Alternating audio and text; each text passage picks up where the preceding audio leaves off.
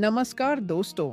आज हम EVS pedagogy के कुछ महत्वपूर्ण पीवाईक्यू आधारित एमसीक्यू पढ़ेंगे जो सीटीईटी और अपटेट परीक्षा में बार बार पूछे जाते हैं। प्रश्न 1।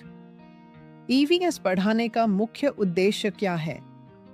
ए। केवल तथ्यों की जानकारी देना। बी। बच्चों में रटने की क्षमता बढ़ाना। सी। बच्चों को अपने पर्यावरण से जोड़ना। डी। परीक्षा में अच्छे अंक दिलाना। सही उत्तर है विकल्प सी।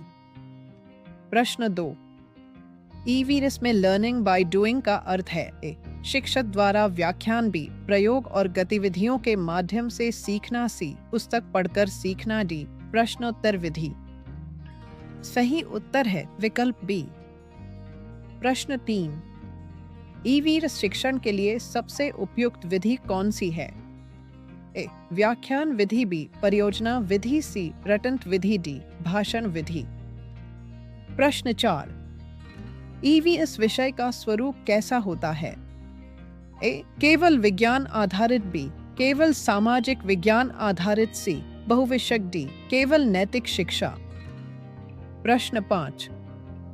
ईवीएस में स्थानीय परिवेश को शामिल करने का उद्देश्य क्या है?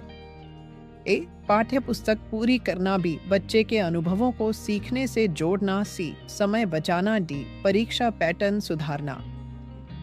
प्रश्न 6। ईवीएस में मूल्यांकन कैसा होना चाहिए? ए। केवल लिखित। बी। केवल मौखिक। सी। सतत और व्यापक। डी। वार्षिक।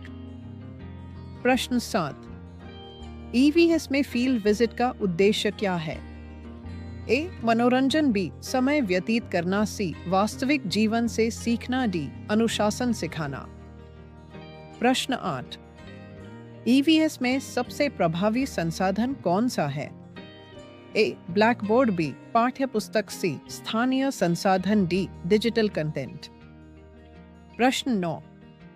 ईवीएस शिक्षक की सही भूमिका क्या है? ए। केवल ज्ञान देने वाला। बी। नियंत्रक। सी। मार्गदर्शक और सहायक। डी। परीक्षक। प्रश्न 10। ईवीएस में कहानी विधि का प्रयोग क्यों किया जाता है?